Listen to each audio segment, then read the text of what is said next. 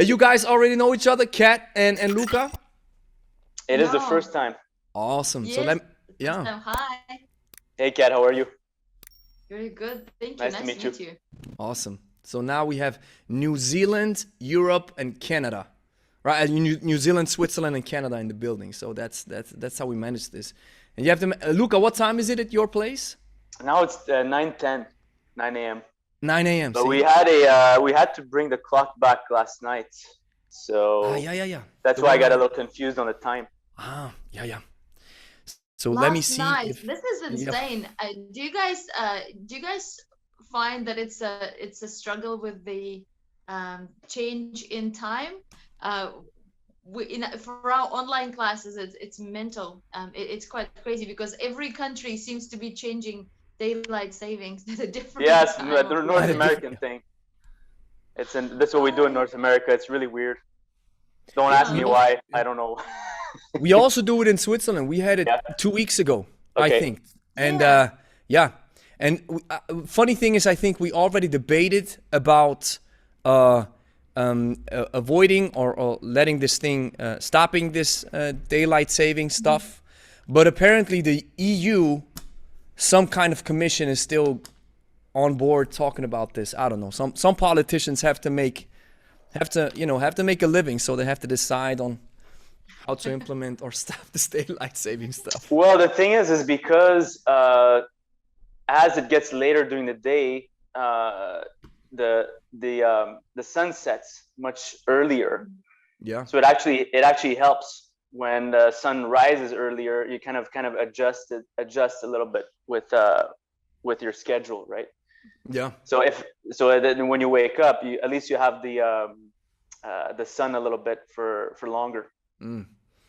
Most definitely. Mm. So guys, because for Kat it's 2 a.m., right? 3 a.m. in the morning, right? Oh my God. That's dedication. That's dedication. Kat's killing it. So guys, we originally had Brittany van Trevendijk. She had to call it off. Chandler had to call it off, and Steve is now reacting. Maybe I don't know. But guys, let's get the most out of this because I just love this idea of this Kettlebell Avengers thing where we are gathering experts on the topic. And I have a couple of things on my list that I really want to talk about, and I'm so looking forward to this learning session because I love both of you guys. You're very highly, not only knowledgeable, but you're also just awesome folks. So let me just go through the list real quick. The first thing that I want to say is in the future, I'm planning to do this somehow on a regular basis, maybe every 2 or 3 months, so that experts can come together and have a conversation. So first, what do you guys think about this? Should we? Absolutely, that's a wonderful idea. Cool. Kat? When people's I love it minds too. come I think together, it's you great. see things happening. So Most a great definitely. idea. Yeah. And just so you know, guys, we get, even though these podcasts don't get a lot of views on YouTube, what it gets is it builds an incredible amount of knowledge for folks who are really dedicated. Absolutely. Yeah, we get Absolutely. awesome feedback from all of our viewers. It's like, wow, these great minds coming together. And the beautiful thing is that, Kat, you say something, Luca, you say something, Steve is saying something. You are all wording it differently, but it's the same philosophy. And even when sometimes we differ, and that's the next thing that I want to talk about, it's just if we differ in some places, what I love is not a debate, but a dialogue, right? Because I think you guys are very intelligent people. So if you see things differently, the first thing that I want to do is listen, and then we can, talk about it and see why you guys see it differently. And because my idea is not to challenge views, my idea is to build upon them. And maybe we can help each other out. Sometimes you don't see the forest for the trees, and then somebody else says something, and it's like, oh, I didn't even think about this. So that's the idea of these sessions. Even if we differ, I don't think the idea is to have a battle or debate. It's all about dialogue. I love this idea way more. So That's where you learn the most. Most definitely, yeah. And what I want to do with the future setup is every 2 or 3 months, I can send you guys an email. I got you all in my professionals list, and then you'll get the email, And then it's like, hey, we're setting up the podcast. And then I set up, for the next time, I set up a session with 5 spots where you can book it. And Cool. then when you can book it, it's the Calendly that I'm using. That I think, Kat, you're also using it, or Luca, you're using it, right? Calendly, Yeah, right? I use it. Yeah. And It's then a great feature. it's awesome. And then you have your time zone. I did it wrong now for this one, but I'm gonna do it differently the next time. And number 3 is such an awesome point that I want to talk about. Is I'm reading a book that's called The Coddling of the American Mind, and That's a great book. it's a powerful book. Wow. Jonathan Hyde. Yeah. Wow. It's powerful stuff. And one thing that they say is that I really love is this description or this term, institutionalized disconfirmation. And that's what I want to do with these podcasts and with what I'm trying to build or my legacy is we have ideas in the room, we have concepts in the room, and the more experts talk about it, the more we can gather info about it, and maybe we can even to some extent challenge these views. And the more these views withstand the vetting and the challenging of other experts, that's actually what science is supposed to do. Correct. Then ideas are not maybe absolutes, but they're closer to the truth. Correct. Right? So that's what institutionalized disconfirmation means, and I really love this. So let's set this one off. I have a fun question for you, and let's start like this with Kat first, and then Luca. My first question for you guys, throw it in the room right now, is Kat, your best experience when it comes to your fitness journey or kettlebell journey. Oh, I had to throw that in. Those terrifying questions that I have to pick one thing from my whole life. Yeah. My best experience in terms of emotional, in terms of epiphany. I don't have Ooh, best epiphany. one. I have That's a several. great one, and let's keep it towards kind of kettlebellish, right? Okay. Right. Yeah, that because that narrows it down Yeah, a little bit. A few episodes. I have to say that probably the one that straight away jumped into my head. It wasn't necessarily the best experience. It was the most defining experience. It was when I decided that kettlebells are useful. And that's when I was learning the swing. And at the time, I was just learning the swing by myself, just using books and so forth before I did any courses. And I realized that it works wonders if I squeeze my glutes. And I realized it by myself because I didn't read it anywhere. I'm like, but if I'm extending my hips, surely I should be squeezing my glutes. And then I started squeezing my glutes with every swing. And it just took my fitness. And at the time I was also doing CrossFit, just through the roof. Like it just smashed my performance, my hip extension, everything. It just took it through the roof. So that just Awesome. that stands out. It stayed with me. Squeezing the the glutes with glutes. every swing. I love it. By the way, Kat, just a little aside, that works with everything, not just the swing. It works with the press. It works with the squats. Yeah. It works with the pull-up. It works Yeah. with the push-up. Yeah. And it then translated into all of those things. So like, oh, glutes. Yeah. Glutes. I love them. Very important. Oh, awesome. Luca, what's your take on this best experience? Well, there's a few. I would say most memorable would have been my first SFG1, and that was in 2013. And I had trained for this for over a year, specifically for that. And it was just so awesome. The energy, there was like over 30, 35 people, including the instructors. The crowd was like hype. Everyone's energy were like all gung-ho to learn and all absorbing everything from these masters. It was amazing. And I'll never forget, meeting these people that will forever, imprint in my mind the memory of just meeting them and learning from them, and all the people there, all the students, and the graduation, how intense it was. and everyone was like screaming, you know. And then at the end, we just kind of finished 3 days of intense hard training. And you know, even though I didn't pass the first the snatch test the first time I attempted it, it was just so exhilarating, and I was just on such a high for about 2 weeks after. Wow. And I said, this is it. This is what I want to do. This is it. And I want to continue with these guys, you know. And I became a follower from Pablo before that I told you that I learned from him in prison through his books. And I decided to take that path, you know. And then from there, it was just kind of, it solidified my passion and my, you could say a little bit kind of a destiny in a way. Mm-hmm. So that was it. Awesome. Yeah, I think in my case it's something to a similar extent where I had a couple of epiphany moments. Now, first of all, when I decided to invite Steve Cotter, because you know in Switzerland it's such a remote area, probably close to New Zealand. Some kind of, you know, even though we're in the middle of Europe, you have to reach out, especially kettlebells, since they're so new in the Western world. You have to reach out so far and wide. So I remember when Steve visited us. But then that was one of those. And then others came by just learning not only the lifts and practicing the lifts, but I also had so many epiphany moments with you guys through these podcasts, which have really ingrained or just accelerated my learning experience to a degree which I cannot even measure. So that's where it comes from. So awesome. Yeah, you guys It's an honor to be here.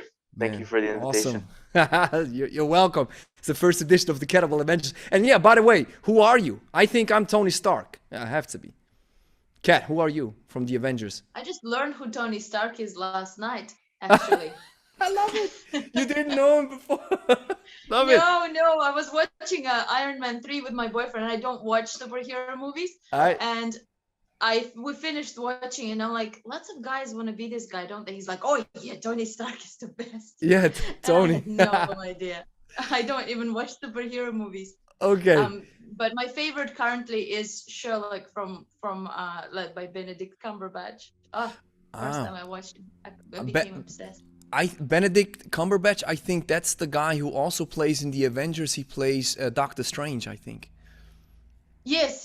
Right. And when I realized, like, surely I should watch it, but no, I don't watch superhero movies on principle, so I don't even know him as Doctor Strange. Love it. Oh, love it. Luca, who are you? I was really into Marvel when I was a kid. Yeah. And I remember Wolverine had joined the Avengers at some point. And there was so much happening in the Marvel comics, but I'm Wolverine. Wow, that fits perfectly. Logan. Yeah. Oh, yeah, your son. Your son's name. Oh, got it. I think one of the best super villains ever was Venom from Spider-Man. Yeah. The Venom is... Kat, you gotta... if you're not into superheroes, not into Avengers, just check out Spider-Man and Venom.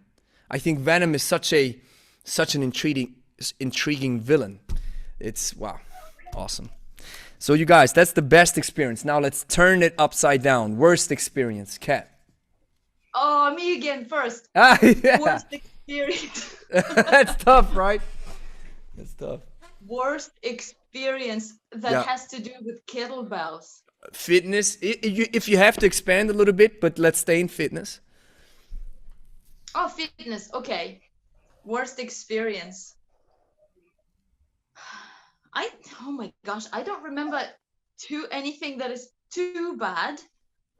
But now that again, something that jumps into my head. So there was once I was preparing for CrossFit competition, and it was an international. It was a regional. So you know how CrossFit is structured. Yeah. So you have the CrossFit Open that is just around the world. You do it, and then you get selected for regionals. I don't know if that's still the case now. That was many years back in the day. And so I got picked for regionals, and it was my second year to be picked for regionals, and I was training for it. And they released the workouts, and I was trying out the workouts, and I realized that I couldn't do it. Like I was too weak. So you had to do something like 21 reps of 90 kilo deadlifts. And my deadlift is okay, but I'm 55 Wow. kilo weight. Yeah, And that's heavy. so 21 reps of 90 kilo was a little bit too much. And I knew that, I realized that I couldn't do it with good form. And I had this choice of either not finishing it or breaking my form and potentially injuring myself. And I was crying hysterically when I was practicing it. When I realized I'm not going to be able to finish it, I'm going to, face plant in front of this crowd of spectators in Australia. And I was like, I'm not going to finish it. I'm going to do it as much as I can, but I won't be able to finish it because I refuse to break my form. And that was me realizing it. And then I got it out of my system. And then when I was doing it on the stadium, I indeed was the only one not to finish that workout. And the whole stadium was on its feet trying to cheer me on because all the other athletes have already done it. And I was just doing like 1 or 2 reps at a time, because in between you had to jump onto the box as well. And I jump onto the boxes, no problem. And I didn't finish, and all the athletes were crowded around me. You know how they do in CrossFit, and they just cheer you on, which makes it worse. Yeah, it makes it worse, most definitely. It was great. It was lovely that they were all crowding around me. It was very friendly. But by then I've experienced that failure, and I knew that I'm not going to crack. Like I'm not gonna just start smashing myself against the bar. And so it was like the worst experience, but it was also okay. And after that, that I prepared myself for it. Yeah. Just one question for this, Kat, because that's interesting to me, is don't you think, or do you think that I think we all agree on, yes, not trying to finish it because it breaks your form and potentially injures you was the right choice, right?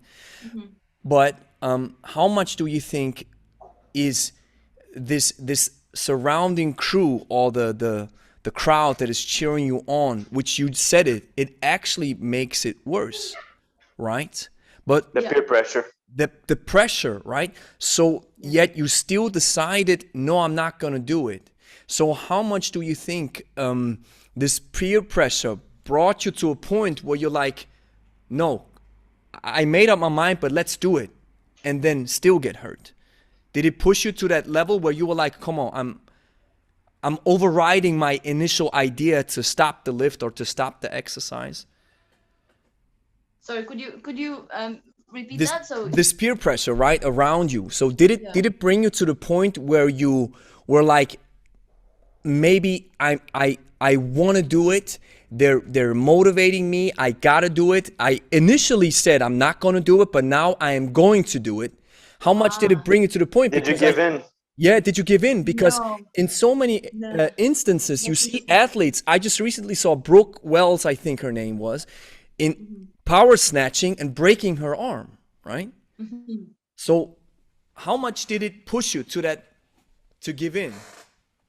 It didn't. I understand what you mean, that how much would it tempt me? How much would that approval from the crowd of me wanting to give everything tempt me? It actually just strengthened my resolve, because the thing is, I have a certain principle by which I live, and there was also a reason why I was doing fitness, and that was health. And my coaching at the time was based all on technique and health and longevity, like me being able to continue. So the competition itself was just a competition. In fact, I actually got accepted into regionals the year before, and I just didn't go because I had life-ish. Like I had life, I had training, I had work, and I just didn't go. And my employer at the time said, "What? Why aren't you going? This is such a good opportunity." I just didn't go. And then I realized that, it would be good. And then the next year I got accepted. So I didn't think that it was such a big deal, but I did feel a bit shame when I was preparing for it, a bit ashamed for losing, because I was actually used to winning in CrossFit.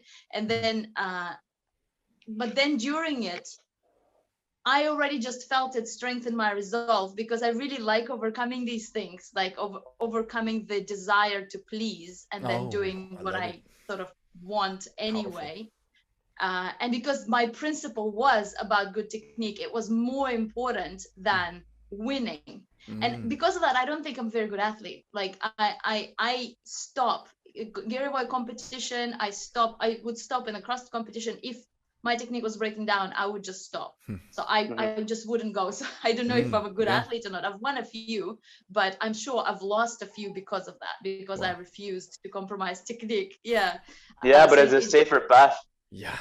It's a lot safer. Well, I have to say, I am the only person so far I know right now from all my CrossFit compadres from the past who don't have any injuries at all. Like I'm still completely untouched, and my body functions perfectly. Nothing ever happened, and I don't know. I'm very thankful. Takes discipline to not give in to the pressure or your internal emotions to move you towards a path where like, no, that's not for me. Wow, 100%. So, Louka, your worst experience? This is a funny one. Back when I started doing my personal training certification, I wanted to work at a gym, and they required for you to to be certified, and I wanted to be certified in group training. So I took one from, I'm not going to mention the institution or which from where I took it, but it ended up being some type of like group dance class where you had to match the move to the beat of the song. And it was it was totally the opposite of what I wanted to learn and what I wanted to get out of it. And I told myself, I'm just going to go through this, but I'm never going to use this in my life ever again. I'm never going to do aerobics classes or teach aerobics classes where the movement or it matches the beat of the song, which I thought was completely ridiculous and didn't make sense. But when I look back, I'm like, I laugh because that's what was the trend, you know, and it's still trendy in some areas, some places that people like to do this kind of aerobic fitness where it's with music, which comes from the 80s, and it's like to the beat of the song, you know. So I wanted to go into strength training and learn how to teach people in groups and the best way possible to do it in a safe way, and you know how to scale larger groups or small groups, you know, at a time. So I didn't really get anything from that certification, and I had to learn myself and come up with my own techniques and learn from experience and practice, and from many years of teaching my own group training, you know. And I found out the best ways possible and how to manage large groups. Awesome. So that was my worst experience. Yeah. Louka dancing around to the beat of the song. I mean, if you have a tape, I want to see it. Not with a kettlebell, that's for sure.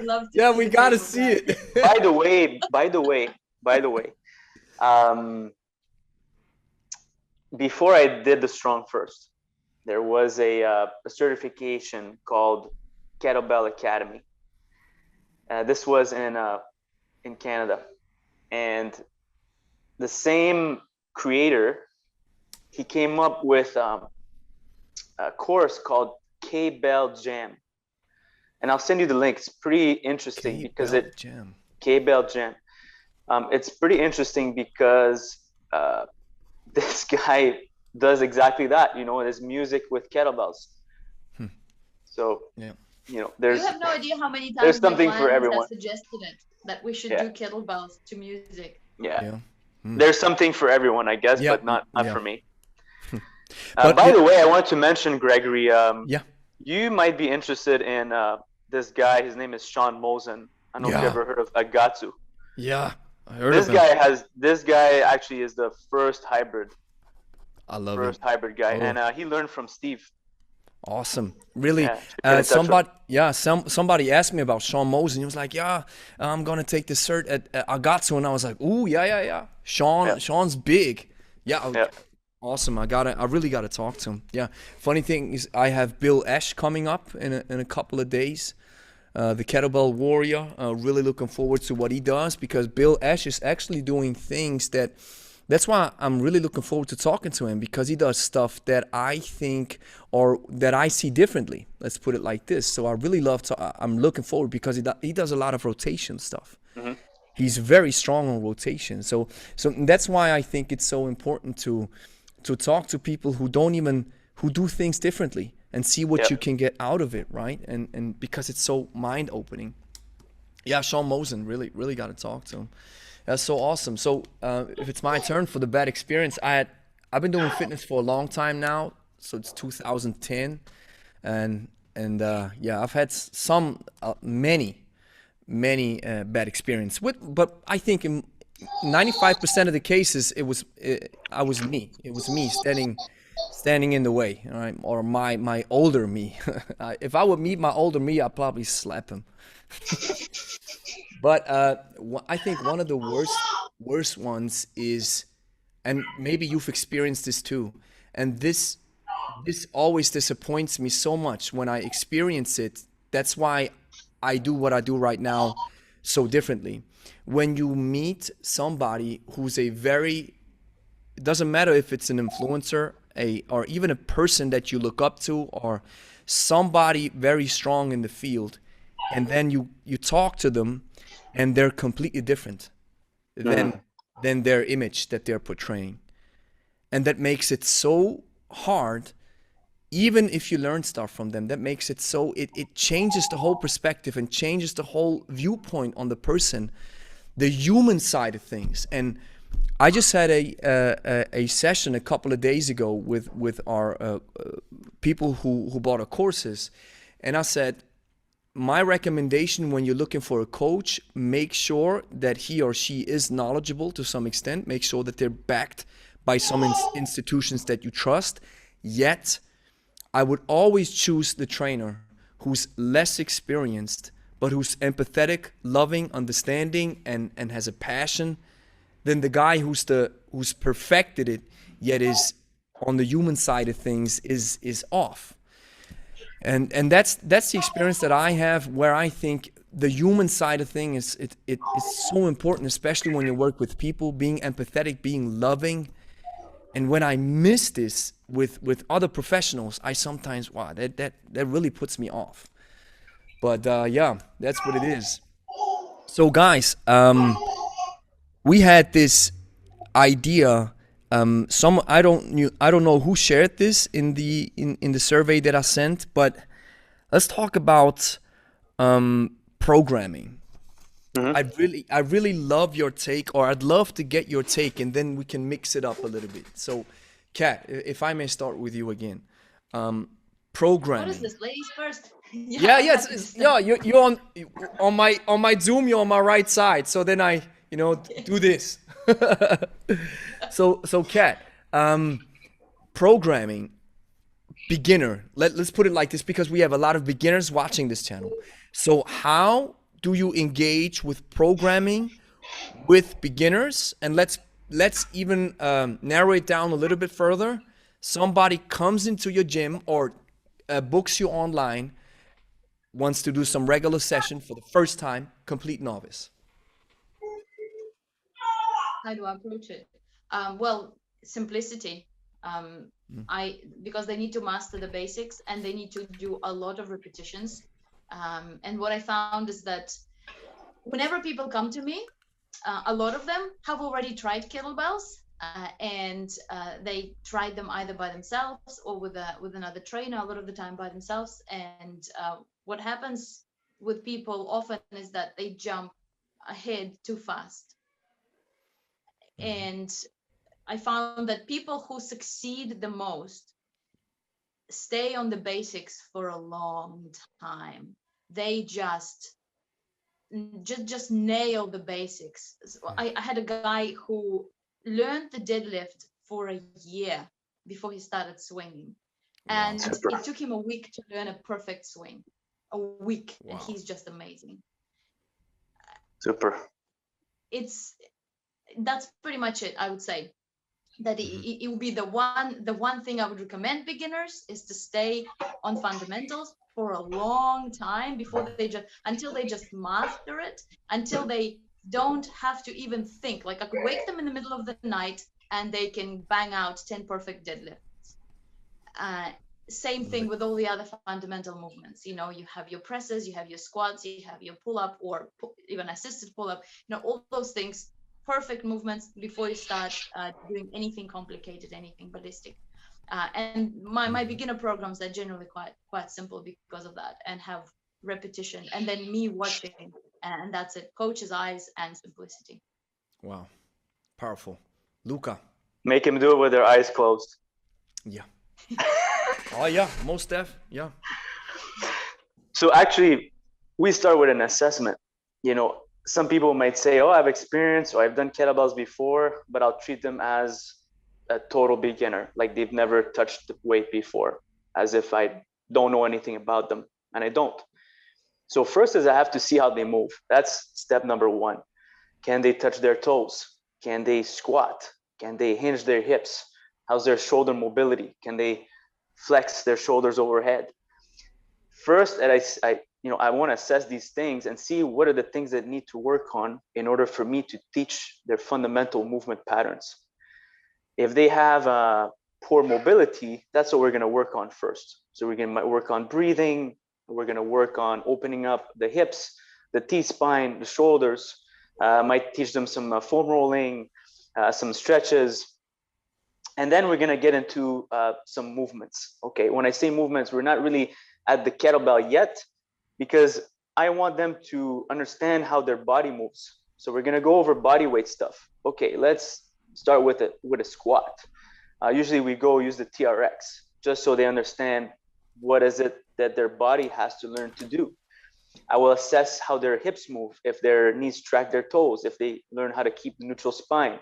I'll teach them the techniques of bracing, right? How to keep the tension in their midsection. These are the first principles that they have to learn before they start lifting. Then we're going to go into power breathing, which is key in order to keep the stability. Okay. Then I'm going to teach them something like a hard stop plank and teach them how to generate tension throughout their whole body. So 3 areas where you want to generate tension, as Kat was mentioning at the beginning, was their glutes, their abs, and their fists. These are the main tension generators where they want to create the most tension.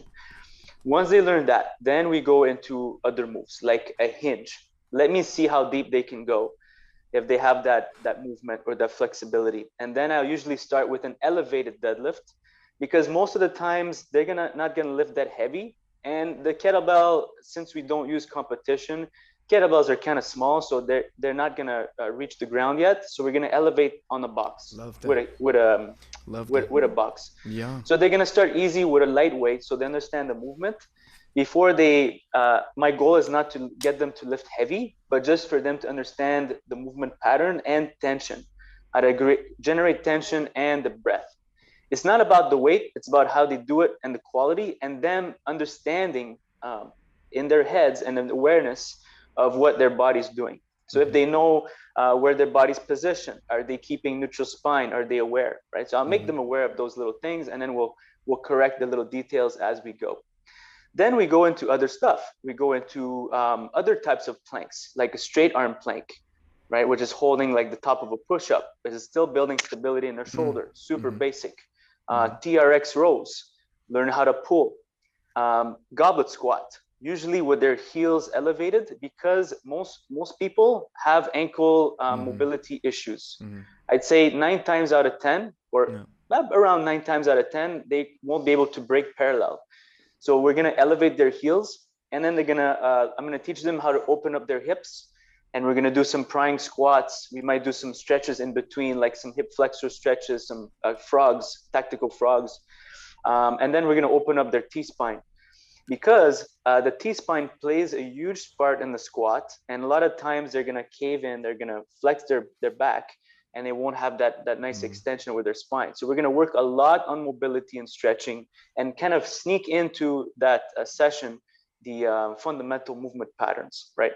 So it's more about me assessing them the first session and seeing if what is the path they have to take afterwards. Are they ready?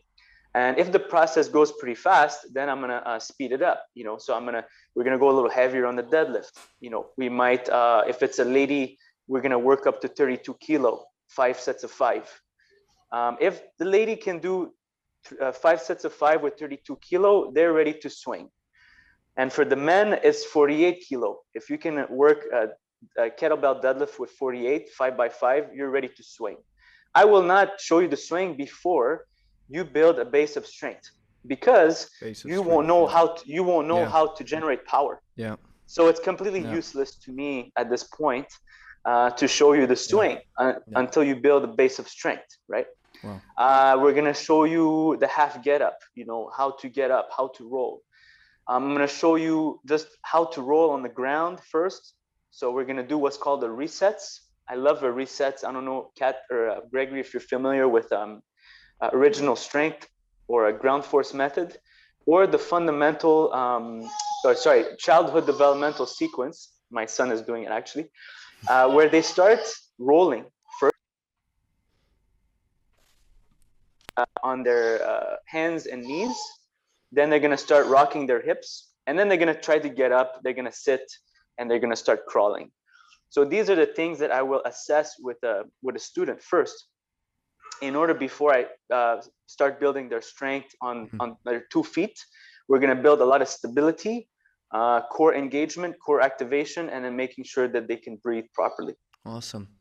And that's something that I can confirm, Luca, when I booked a session with you, and when we were taking a look at the hardstyle swing, I loved your approach to it. It was like, and it's just like you said, I don't know how you lift. Let's start with ground zero. And that's what you did. And I really appreciated it. It was really, I've learned so much for you, brother, man. So Thank awesome. you. So, Kat, what's your aspect on mobility? I mean, I think we can all agree what Luca said. That's what I see in coaching as well. People are tight in the hips and the shoulders, and posture is a problem in many cases. So, what's your take on mobility and mobilizing people, Kat? Well, first, I just wanted to say, Luca, that was brilliant speech. That was so good. It just went straight into my heart. Awesome. It was like being at the Strong First certification, just reinforcing all the correct principles, of course. Thank you. That was great. Yeah, I have to back you on that. That's fantastic.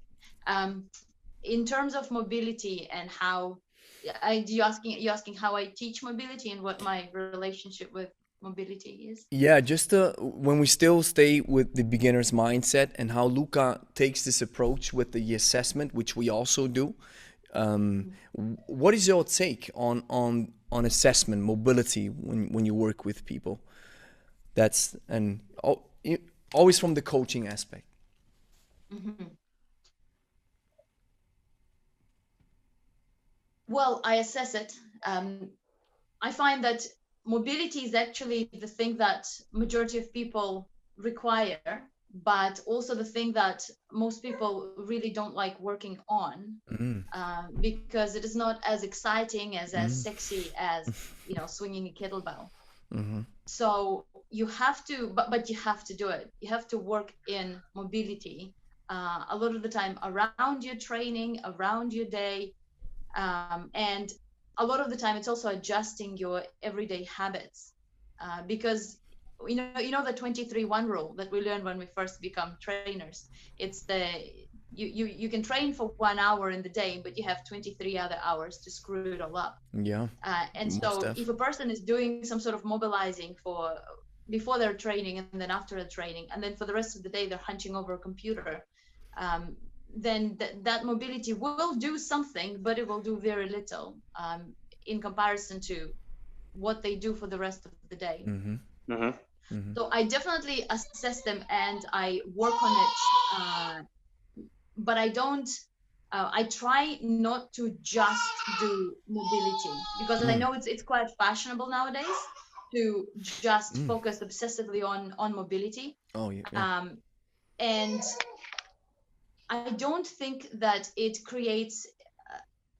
I just think that strength is a very important thing, and as early as possible, you want to, yes, you do mobility, but you also want to build strength in a person. Yeah. And especially there is this thing that people just stretch too much, and then they loosen their joints. But I think strength is something that allows the body to sort of release itself and to become more mobile if it is stronger. Yeah. It took me a while to understand that, because I come from two hypermobile parents, and I am a hypermobile person. So for me, mobility has always been just something I have. And in fact, personally, I have problems with stability rather than flexibility. So my body just gets into position.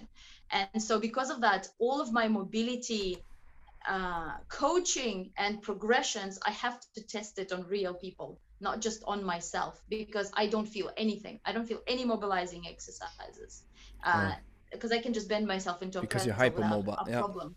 And I No think problem. that at first it led me to prescribe exercises that doesn't relate to people, or underestimate the amount of tightness that people have, and that then taught me what Louka will probably also practice, that you take each person as an individual and you never base it on your own experience as a trainer. So I wouldn't say, oh, this works for me, so I'm going to do it for that person. Yeah, Because most definitely. my body was just so far away from the experience of my clients. And so I just started approaching every individual individually, and especially I started testing all my progressions with people who are actually tight, like who actually have their individual problems.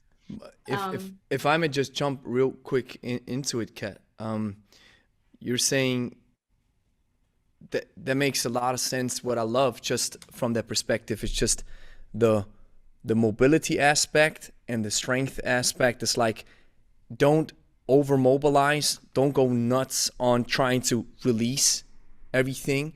And I was for a second on my phone because I wanted to find his name. He's so strong in the CrossFit world. It's something Kelly Starrett. Kelly Starrett, yeah. What's your take on Kelly? I mean, I've checked some of his content, and I think Great Cook from Functional Movement Systems is also, these folks are highly knowledgeable, highly intelligent. So what do we make out of this idea of hypermobilizing? Because, for example, Kelly Starrett, right? Well, I mean, you're more in the CrossFit world, Kat, so maybe that's more a little bit directed towards you, or you come from that background. Do you think Kelly Starrett, and maybe if you're familiar with his content, because I only know his stuff on the surface, is he going too much in the hypermobility area, or is it 50-50? What's your take if you're familiar with the situation? I am, but in this particular thing, Louka jumped on to Kelly Starrett quite quickly, so I want to know what he thinks first. Oh, yeah. I think his content is great. I think it works. I think you have to assess who needs it. Someone like you, Kat, you may not need it. So all these methods and systems, it's great to talk about it, stretching, flexibility, mobility. Most people need that stuff because they're inactive. You are not everyone is hypermobile. That's the exception, right? So yes, you have to have a balance of strength and flexibility, but actually there's a way to have both. Typically we'll think, if you are flexible, then you're weak, but if you're very strong, you're also inflexible. But there are ways that you can stretch with a load. So loaded stretching you can do. They're very beneficial. Something like a kettlebell armbar, or halos, or Cossack squats, prying goblet squats using kettlebell, or kettlebell pullovers. A lot of loaded stretches that could be highly beneficial for people like you and I, or the regular population.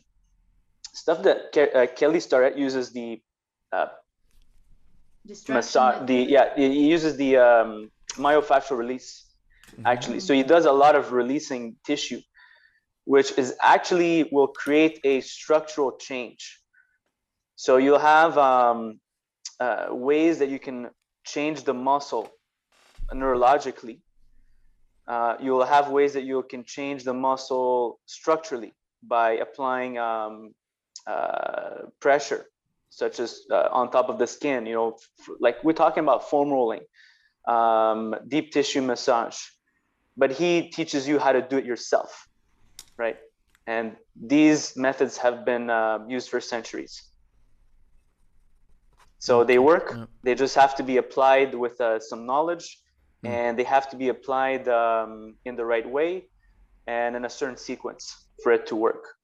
And it's important to take a baseline to know if you're going somewhere, because without any assessment, if you don't take like a, let's say, a before and after picture, you don't know if it's working or not.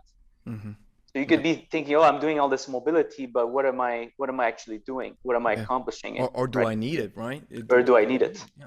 And so, just, you know, Kat, just stay on Kelly's start, because start really looking forward what you think about it. But Louka, you said something about flexibility versus strength, right? So what I've learned, and I'd like to get your take on this. What I've learned from Professor McGill now is that he did a study with belly dancers who are able to really flex and move their spine to a degree that is right. They can move a lot. Yeah, but they don't even have a core strength. Yeah, and he said they don't even have the strength to do a single sit-up.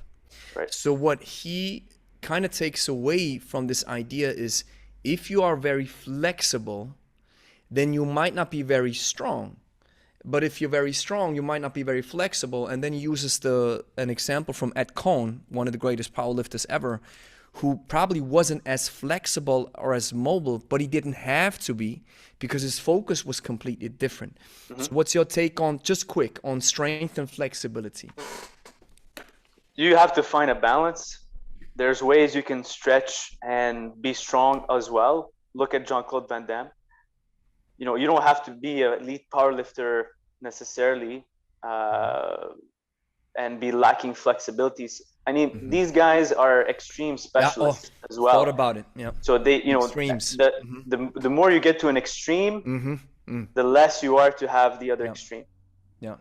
Makes sense? Yeah, but you have to find a balance. If we're looking for health, you know, general health, like I could do the splits, but I can get up with 100 pounds, right? So I have the best of both worlds. Yeah. Yeah, you're a human kettlebell, touching all bases. Yeah, so, you know, the thing with flexibility, it's like strength. You have to practice it. Like you do your 3 sessions a week where you know, lifting whatever 5x5 or ladders or whatever you're doing. You have to include your stretching in there, and it has to be specific for your goals. So let's say if I'm a martial artist, or I'm you know, a circus performer, or whatever sport you're playing, you have to have a buffer, 10-15% extra flexibility, so you can go into that range that you need in case. So let's say I'm a power lifter and I have to break parallel. Well, I have to be able to at least break parallel and to go do deeper squats in case I need to go there. But if I, you know, just stop at parallel and I can't go further, then that's a problem. You know, then I have a lack of reach, and also a lack of strength, by the way. So you need to build a 10-15% reserve of flexibility for your sport or your job or your whatever your event is. You know, that's the way we do it. Most definitely. You know, and it's very specific. You know, it's all into context. Yeah, I love how I just gathered that thought about maybe it's the extreme, and then you just mentioned it. If you want to be extremely powerful, inhumanly powerful, then you will have to sacrifice mobility. You're not going to be extremely flexible either, right? Yeah. And if you want to be, just like the example with the belly dancers, then your strength will probably go out the window. I love it. So, Kat, to a certain degree, I mean, there's a very strong look at, let's say, circus performers that are extremely flexible and extremely strong, by the way, or gymnasts. Most definitely. So, Kat, jumping back to the Kelly question, what's your take on his content? I was a big fan of Kelly Starrett when I was back in the day when I was coaching CrossFit. And I have to say that I used to scoff a lot at the balls and bands and all those little implements personally myself, because as an athlete, I did not need it. But what I really enjoyed was his own progression strategy in terms of movement. So he has a philosophy about progressing movement, and I was a huge fan of that because I'm obsessed with progression. In general, now that I apply mobility according to the person, I find his stuff really useful. And to add to Luca's assessment, like what you're talking about, specialists and circus artists and just people who can be both strong and flexible, or people who are just strong. I think if we're talking about an everyday person, who has a life, who's not a circus artist or a world champion in something, we have to think about the time balance of things. And since my biggest objective with people is for them to be fit and healthy for the rest of their life, I always seek to make sure that there is not too much to do for them, because I find that it is very difficult if a person realizes that there is so much they need to do and they think they need to do, then they end up they're gonna quit. like Overwhelmed. Yeah. And because of that, I find that any mobility routine that there is, it again just has to be simplified, and the person has to understand how to set a goal, and yes, like you said, how to understand what they are and what they need, because we, as humans, we are not islands, we're not individual beings that have to be completely self-sustained in ourselves. So we were designed as a community to live in a society, so we have our strengths and we have our weaknesses, and that's okay. So some people will be more flexible and less strong. Other people will be more strong and slightly less flexible. Other people will be faster. Then a third person will be slower but very grunty and sort of endurancey. Then that's completely fine, and that person needs to understand what they need for them. So I used to do belly dancing, and I kid you not, Stu McGill saved my back when I realized that I do not need to bend through my lower spine so much. It just saved my back. I used to suffer with lower back problems for decades. Because I would just bend through my back excessively because I was just too flexible, right? My spine is hypermobile, and that saved me because I realized, well, I don't need to be a belly dancer. I don't need to be a rhythmic gymnast, because I know what happens to them later on in life. So I think it's important for the person to understand what they want, to not chase after 100 things at once, and to understand also what they are, and just zero in on those things and just do those things, and that will allow them to have a good economy on time. Like to do the things they need to do, but not to dedicate their whole life to stretching and mobilizing and strengthening, because a lot of people just don't do that. And we have to be realistic, and I don't do that. We have to understand that people have lives. We're not athletes nowadays. You said, I love this economy. What said Chandler Marchman said this, which sticks with me, is training economy, right? So building a system that touches all bases, like the kettlebell, and then cramming it, or being able to make up enough time for people who live real lives, and make sure that fitness finds place in their life. It's and not the other way around, right? So that we can cram something in it, so that people understand, okay, this is how you can work with it without actually having to do 3 hours of mobility work first, right? So that's, and one thing that I learned from Professor McGill, just as an additional input, is the Celtic and the Slavic hip, right? So I come from that area where I was like, in personal training, what I didn't like, I was once at FIBO, and I subscribed to some of these newsletters and some of these ideas. And FIBO is one of the biggest fitness events in Europe, so it's like thousands of people. And you have all these inventions and new stuff and everything, right? So what always bothered me from a personal training standpoint was always this gravitation towards physiotherapy. Well, I was like, listen, I'm a coach. I'm not a therapist, right? I'm a coach. I believe I do touch some bases, but I refer out very quickly. When I see people are having really a hard time to move, I'm like, listen, we have an awesome physiotherapist in our network of experts. Let me forward you to him first, and to them they can check out what's really wrong, and then you may come back, right? So what I've learned is that we cannot stretch or mobilize everything away. For example, this idea of the Celtic and the Slavic hip. Somebody who has the Slavic hip, which I identify as, I believe I have one of these kinds of hips, I'm able to do a goblet squat, knees out, chest up, no problem. I can stand, my back, I always call it like the Chinese squat. When the Chinese go down into a deep squat, their back is like this, right? So I can do it without not a lot of training. But if you have a Celtic hip, you're probably fighting, or you have a problem with impingement if you try to push your legs out that much. So that's the idea that I've learned, that people are built differently, right? The law of individual differences. And there's one thing that I'm going to come up to, which Pavel even said. Pavel said, there's no exercise fits everybody, even though the swing comes very close. I love it.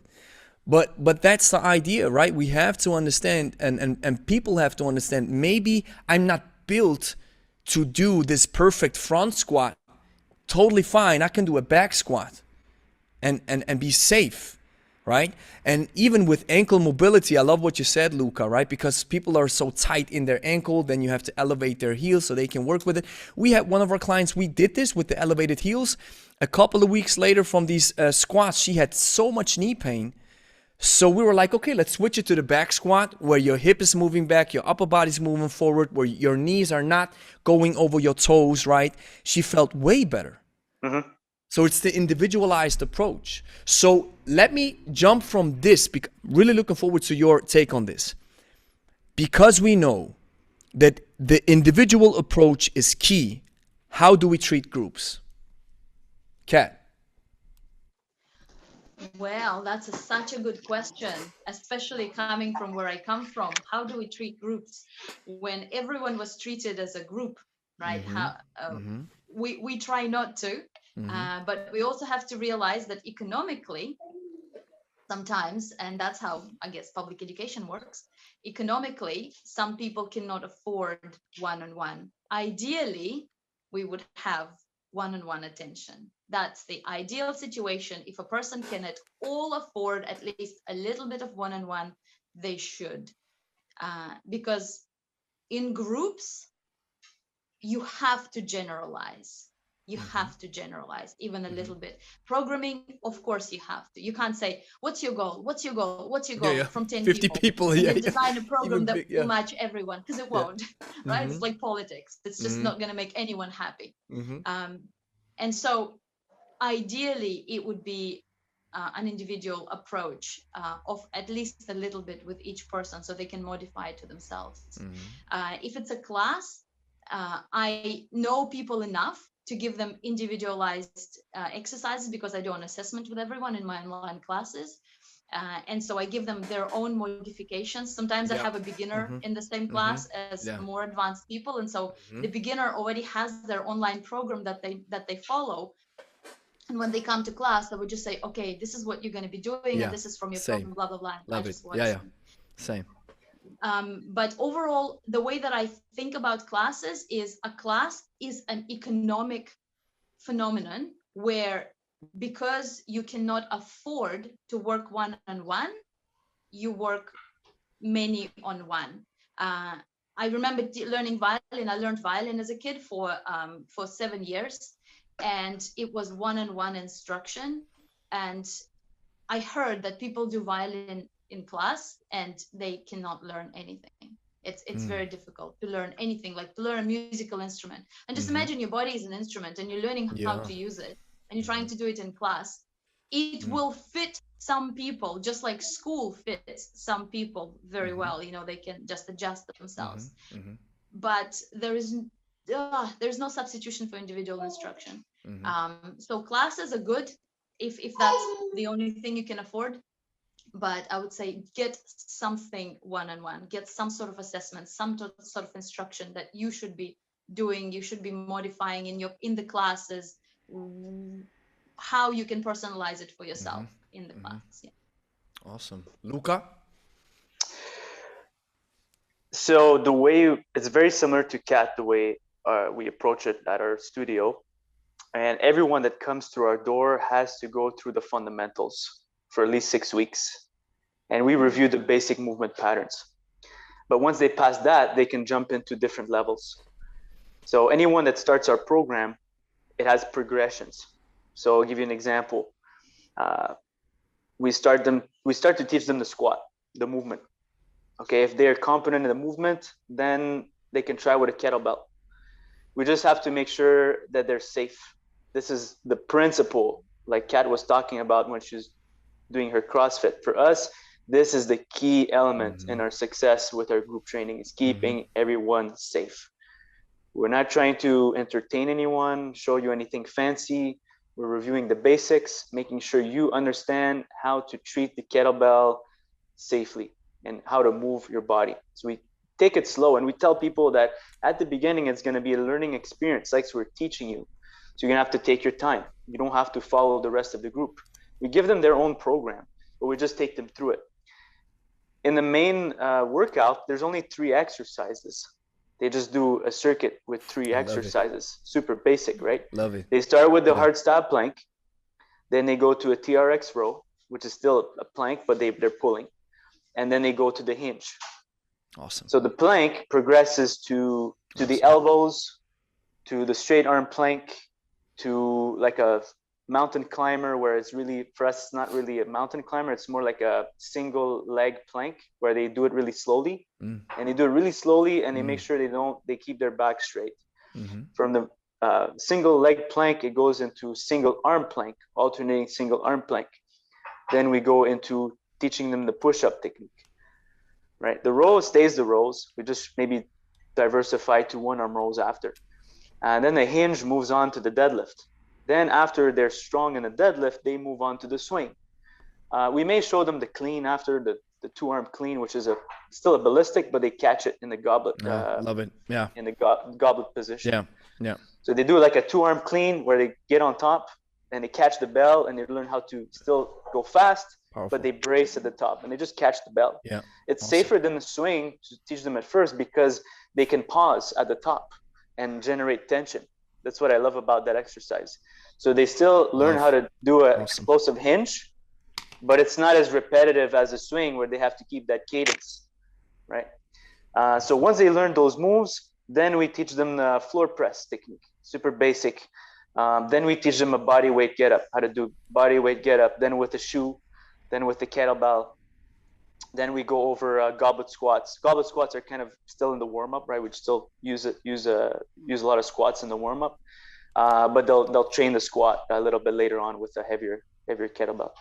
So we're really seeing a few things, not that many things. And then at the end, a finisher, we might do some loaded carries. We might do a suitcase carry, farmer carry, or some crawling or something like that. It's so basic that it kind of goes over your head. But people that have been inactive for 20 years, it's really challenging for them. Yeah. You know, so we work mostly with people over 40.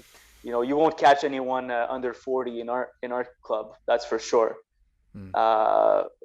So if you would ask me if I would how would I treat a different age group, then it would be probably similar approach, but I would kind of speed them up, speed them through the process a little bit faster. I can It just just depends on the yeah, age group and yeah. their athletic abilities. I can give you a just an input on how we treat it, because we have younger people, but we actually do the same thing. It's I think the coach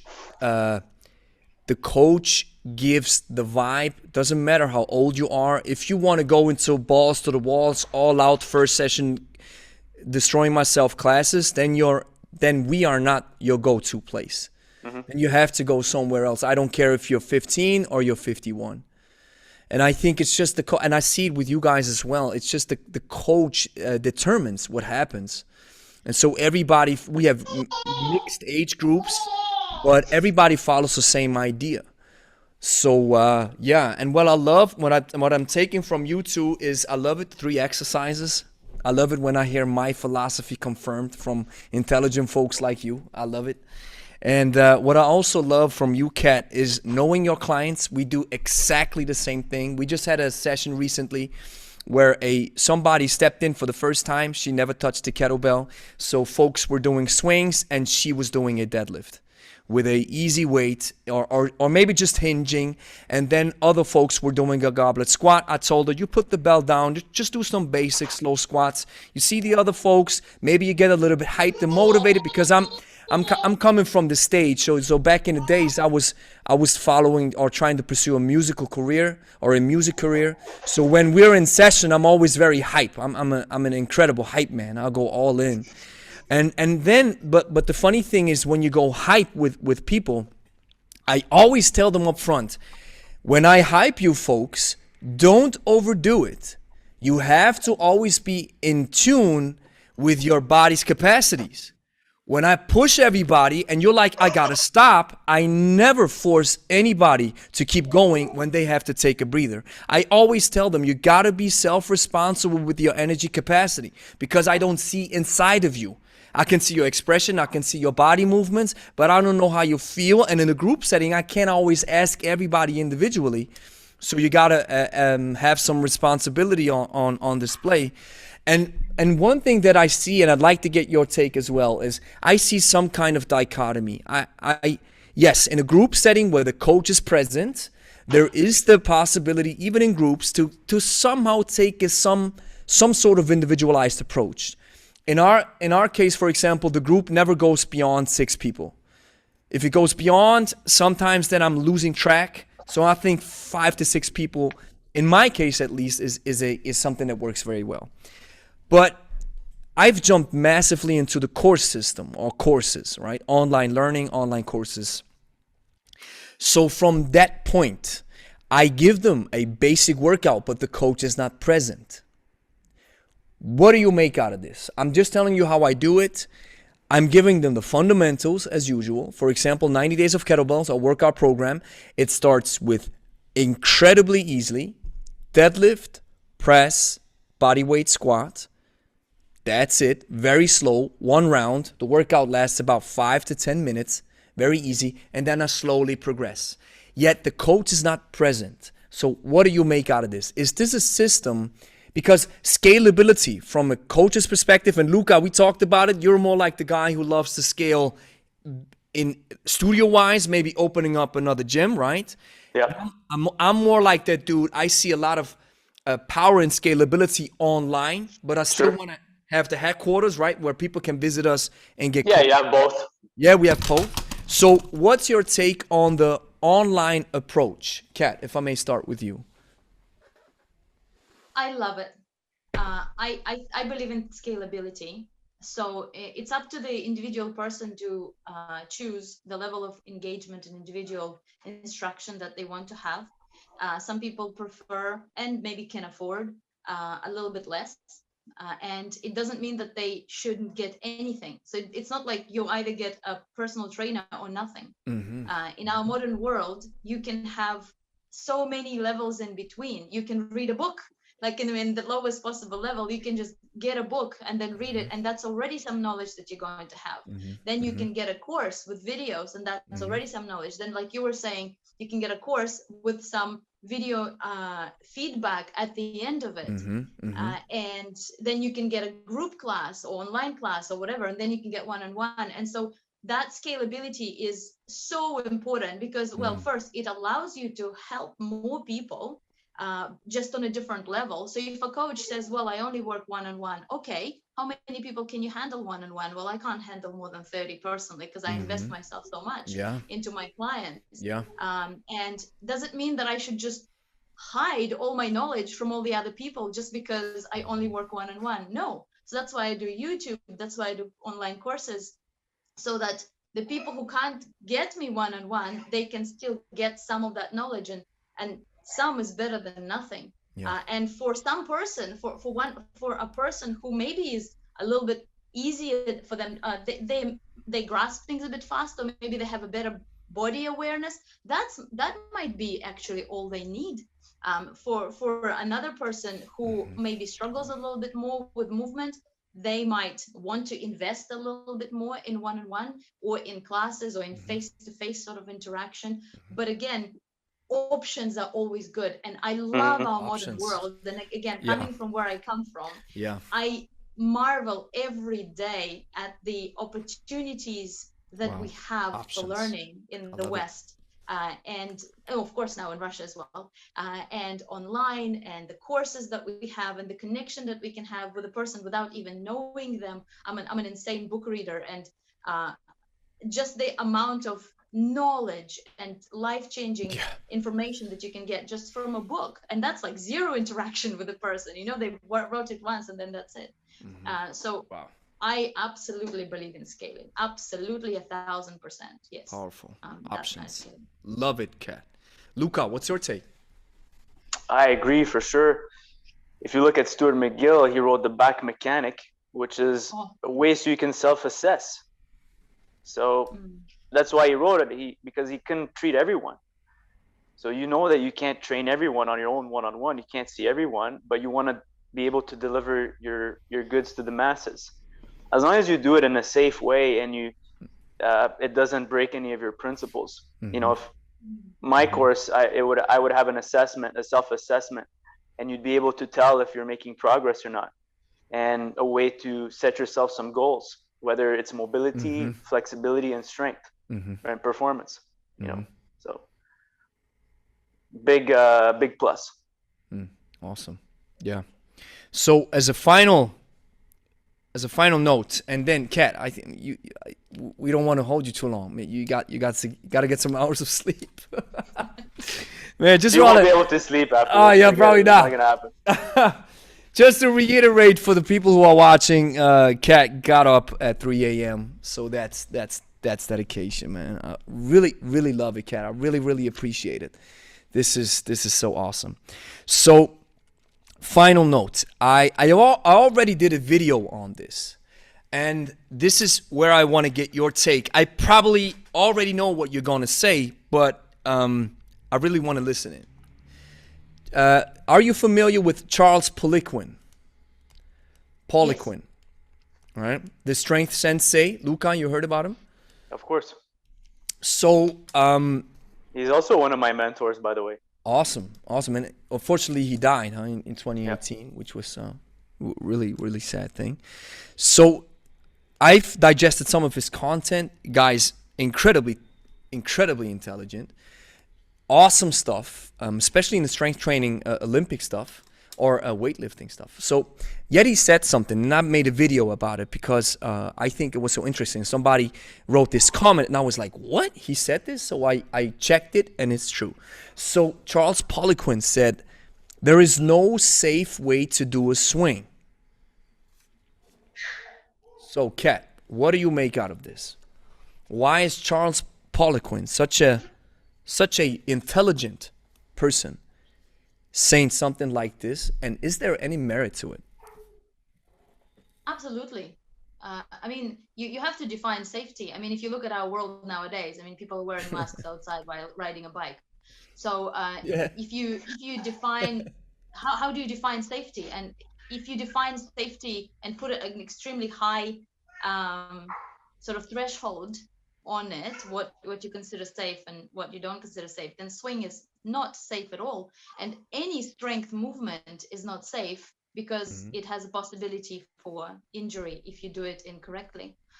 Swing is a fast ballistic, like it's a ballistic movement that, like Luca mentioned, doesn't allow you to pause at all. Like you maybe float the kettlebell at the top, then you pause momentarily in the backswing, but it has no time to think.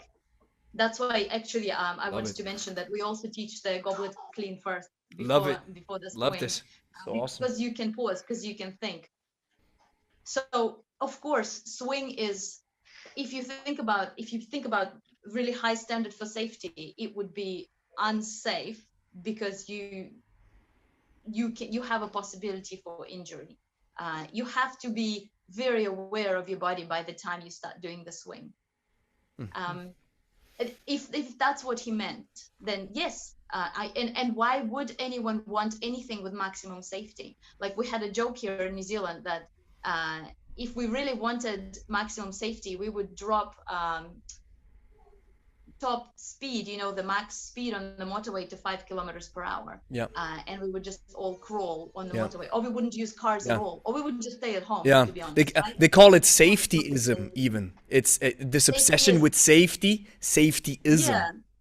And safety is anti-life. I mean, anything, if you take safety to the highest sort of extent, then you might as well just lie down and die and surround yourself in a cocoon. So I think you have to have a degree of risk in everything.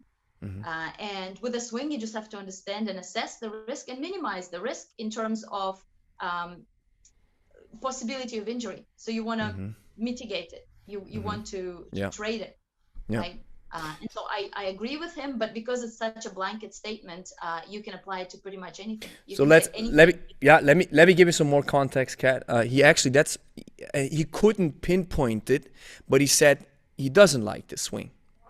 And he does different movements. For example, the lumberjack with a very special handle where you have plates on it, throw it up and back down. It's the exact same movement pattern as far as I'm concerned. Looks like a swing, but he says he does it for power snatch programming. So and while I agree, yes, of course there's no way, but we could even extend this. There's no way to do a safe deadlift, right?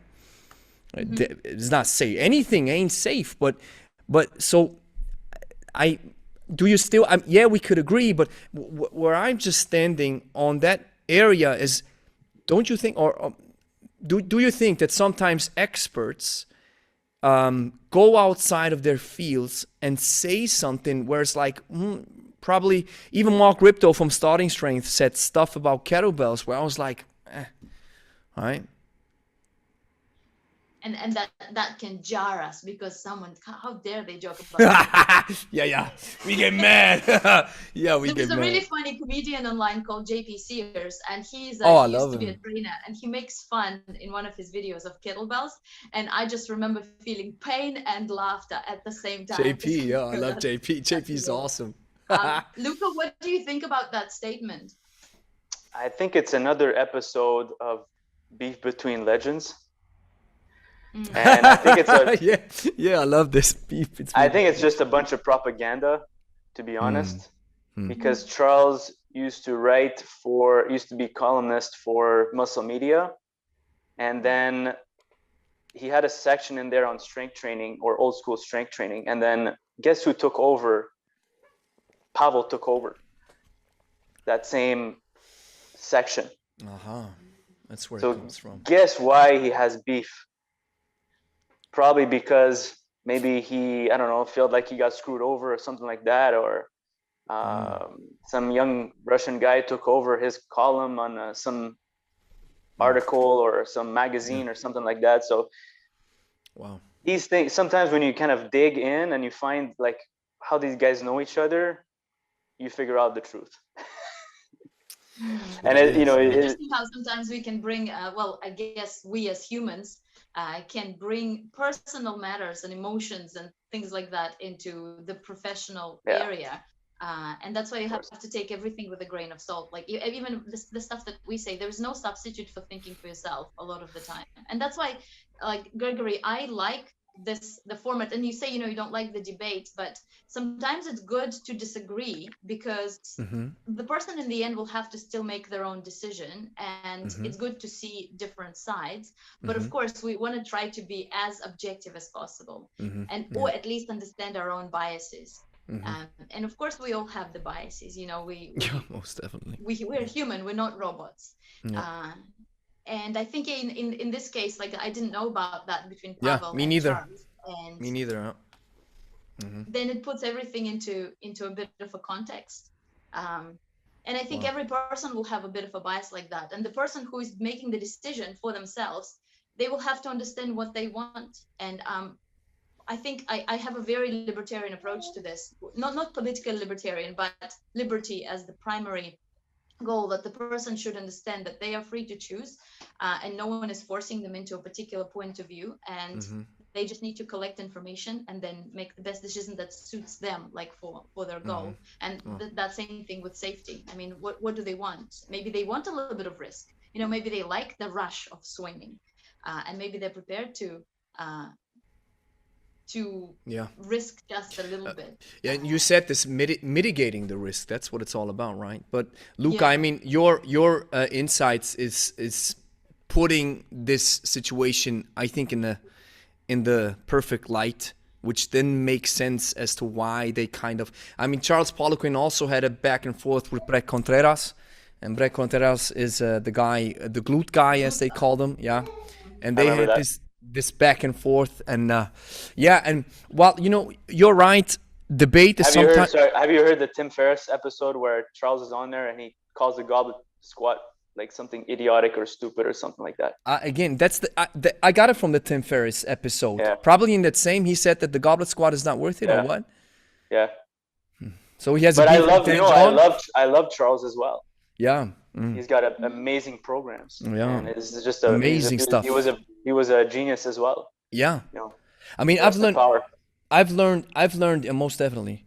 I've learned so much from Mark Ripto's book Starting Strength.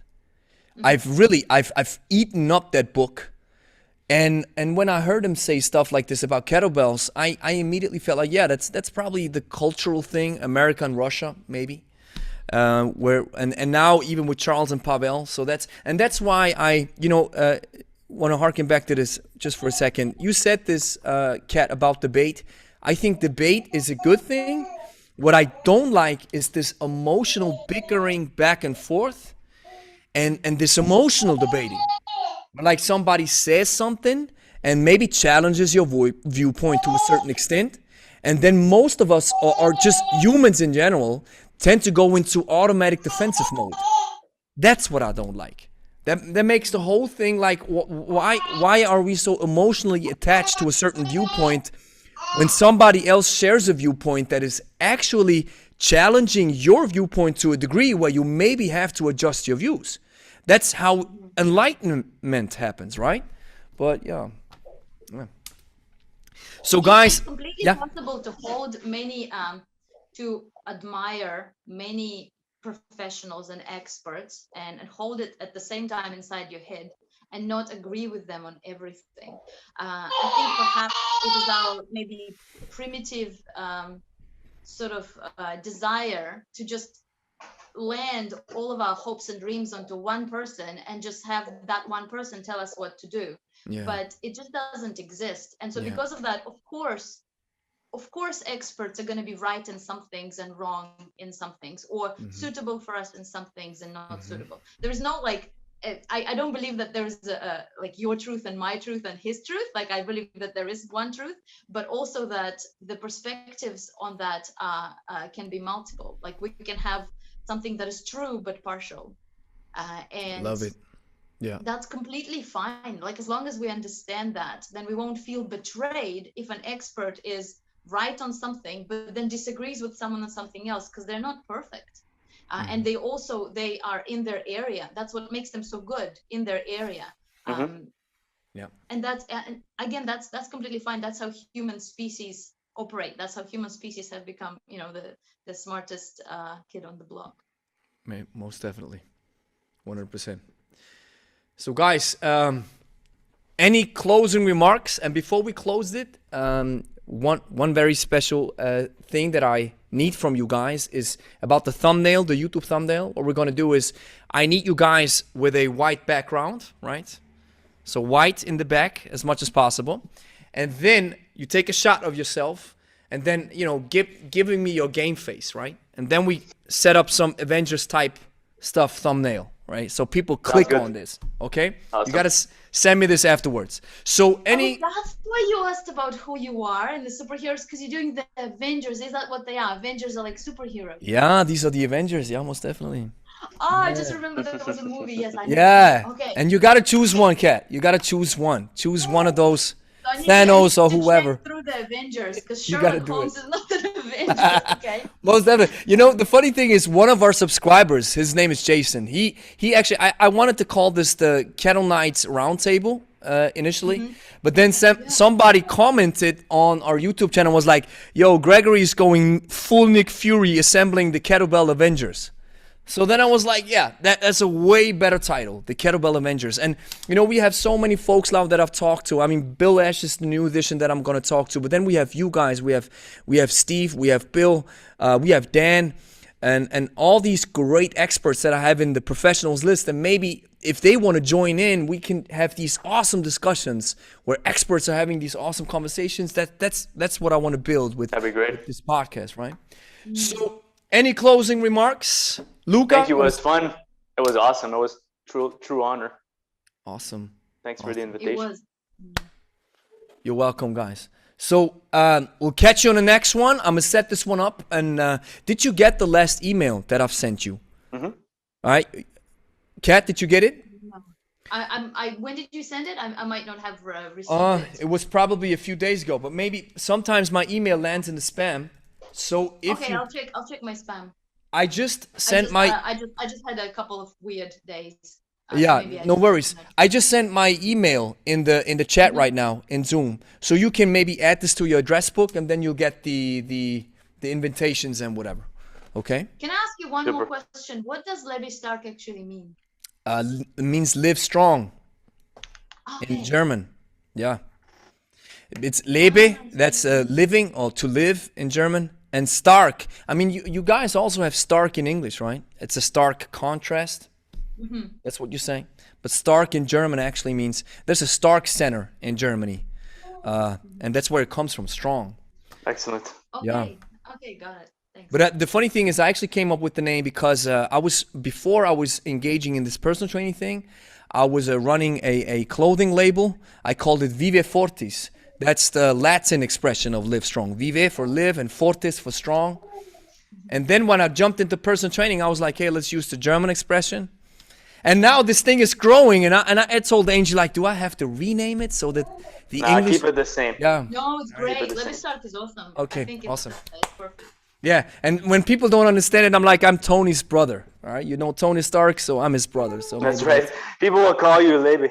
yeah, they always... I thought your name was Lebe. Yeah, people in the comment section like, hey, Lebe, what's up? And I'm like, yeah, that's it's only fine. The world of kettlebells is dominated by two training styles called hardstyle and kettlebell sport. Although vastly different in nature, they have been proven to work and give you the most bang for your buck whenever you pick up a kettlebell, if you understand them correctly and are able to differentiate between the two. If you are a beginner, this task might be understandably confusing. Enter the hybrid style and discover how to combine the best of both worlds. The hybrid style masterclass is a 10-week practice-based online course that will help you take your kettlebell skills to an elite level, made in Switzerland. Learn what's been holding you back and how to become a versatile kettlebell master without having to piece together countless YouTube videos or rely on a gym membership. The price of the hybrid style masterclass is $397 per month for 3 months. Save 20% with a one-time payment of $997. We'll open registration only